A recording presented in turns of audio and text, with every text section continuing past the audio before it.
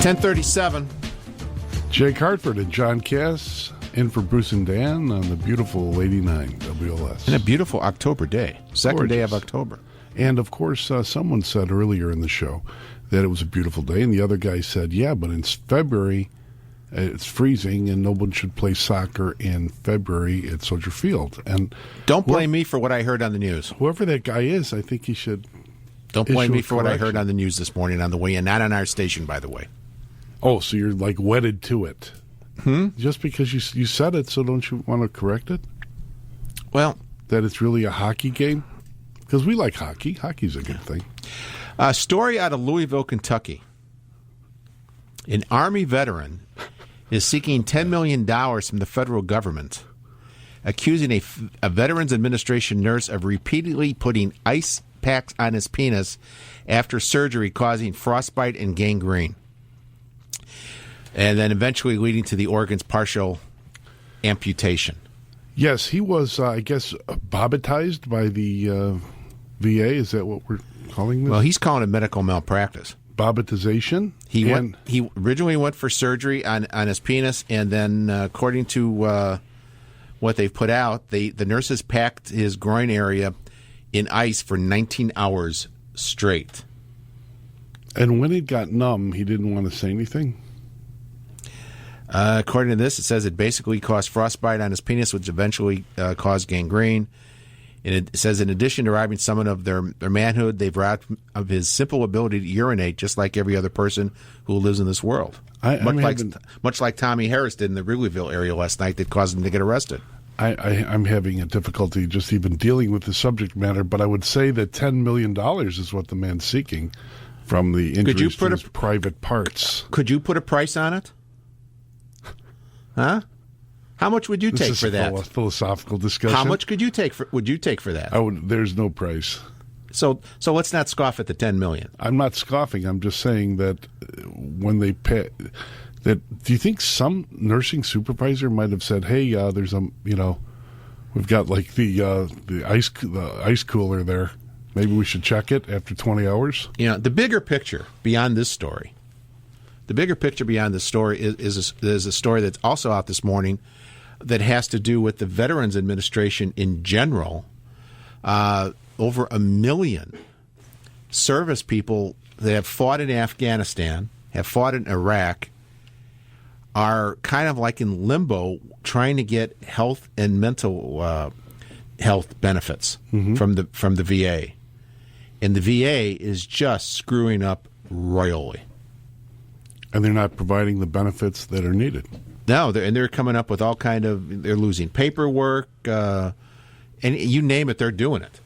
But we hear all these platitudes, right, when the politicians say we should care for our soldiers, our veterans, the compassion, and then when it comes time to taking care of them, I guess the agency doesn't do it. That's what I'd like to hear in the debate tomorrow. I would ask about that. What's going on in the VA? I mean, and you've got that story about the over 1 million of the vets who aren't getting the proper care and treatment. You've got that, and on the other hand, you've got the VA going out and spending a lot of money on crappy parties and meetings and stuff like that. Just kind of like the GSA. Yeah, like that. Yes. Let's go on a conference and everyone. Let's not have the bologna sandwiches. Let's have the prime rib. Instead of staying back at headquarters and taking care of business, do it on the phone and processing the paperwork for these veterans. So I read the story of one guy. It's almost 2 years now since he applied for the benefits, and they can't process his paperwork.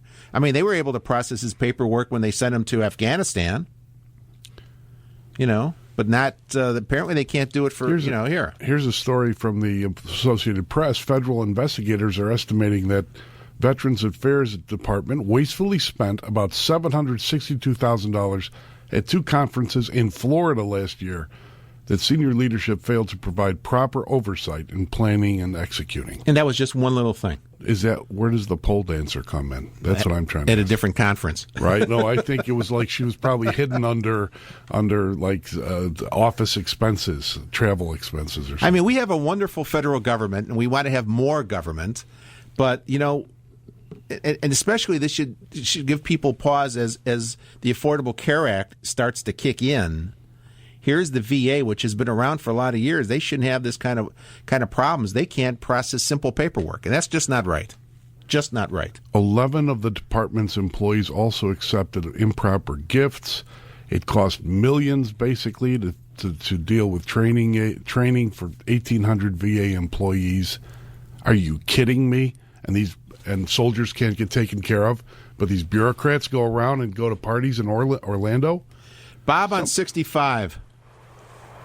Hey, Bob. Good morning. Love you all show. Hey, Bobby. I'm a disabled veteran, and Tammy Duckworth messed up the Illinois Veterans Administration. Now she's doing it at a national level. And to make it worse, she wants to run for office. I mean, it's a sad thing what they're doing to the people who have defended this country. How did she screw up the Illinois system? Well, you try to get something done. I mean, it's always has been a hassle, but you go in, you gotta wait, you have to submit. I mean, all the red tape, the time it takes to get stuff done, and anybody who's ever had to deal with the VA will tell you that this national health care is really going to be screwed up, because that's just a microcosm of what the national thing is going to be. Hey, thank you, Bob. Well, he's got it right there, Jake, because these veterans are trying to get what's coming to them, and the VA is partying in Orlando. Can you imagine when you need a knee or hip replacement? Because you're going to have to go to your alderman for some clout. Hey, alderman, can you help me talk to the congressman about this? You know, because the bureaucrats don't have the same sense of urgency as the people who need the care and treatment. Because they didn't build that. 1044, back after this on 89 WLS. 89 WLS. On your way to work and on your way home, get traffic and weather first on the 5s. When you need it most, 89 WLS. 1051, I remind you to join 89 WLS and AARP on October 16th at the Union League Club of Chicago for the 11th Congressional District Candidate Debate between Judy Biggert and Bill Foster, moderated by Bruce Wolf. Go to WLSAM.com to reserve your seat today. It would be a fascinating experience. I might stop by. 591-8900 is our phone number. Let's go to Al in Chicago. Al, you're on 89 WLS. Good morning. The VA is a perfect example of rule by committee. My sister just retired from the VA in La Jolla, California, and was part of a committee that reviewed the paperwork within the Veterans Administration. There were 1,100 forms. There were 2,000 pages of regulation. They actually went to Congress. They testified over a number of weeks and came out with a 3,000-page report. And I'm sure they read it. You know, there are innovations occurring within the VA. Right now, they actually monitor a lot of patients remotely through computers and new technology, which is a good sign, but there still is a lot of waste. But understand, too, you have the old veterans, World War II vets who are very old now, Korean War vets, now the Vietnam crowd is in their 60s. A lot of resources are going to take care of not those who are being injured today, but those who, you know, are a legacy of past wars. Well, you know what? You shouldn't make the people that served now wait a year or 2 years to get treatment. There's no excuse for that. Yeah. And well, if you want to know what that's like, go to Canada. And there's no excuse for spending Al. $6 million. Thanks, Al. $6 million so you could party in Orlando while guys are waiting to get treated. I mean, that's when you started talking about that, Jake. I thought you were joking, and then I looked at it and What, the parties? yeah. No, I'm sure that every federal agency has parties. I mean, they just haven't been found out yet. That's that's a waterboarding offense as far as I'm concerned. You're partying while guys are waiting for online to take care of their needs of medicine because they serve this country. Somebody needs to get a stick right up the backside. And that's what I would bring up at the debate tomorrow. That's what I would bring up. Sure. Why is this? I 1054. meant spanking them. That's what I meant. Whatever. Okay. 1054, back after this in 89 WLS. An ABC News update is just minutes away. 89 WLS and online at WLSAM.com. 1058. Jake Hartford, John Cass, wrapping up another sit-in, fill-in session for Bruce and Dan. I'm sorry we couldn't get to everybody on the VA. We got a lot of good calls, and we didn't get to, just run out of time. Yeah. But there's always tomorrow. You never know what tomorrow's going to bring. Anyway, Rush is coming up in a couple minutes, and then at 2 o'clock, it's Rowe and Roper to take you through your afternoon drive home from 2 until 6. They'll have, guests and fun. They got the 5 at 5 and all that good stuff. So you got that going for you. And we'll look forward to talking to you guys tomorrow. And again, you never know what tomorrow brings. You never know what's going to be in the news. I can't sing. I don't have a song for you.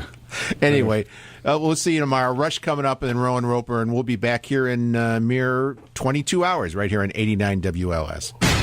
89 WLS.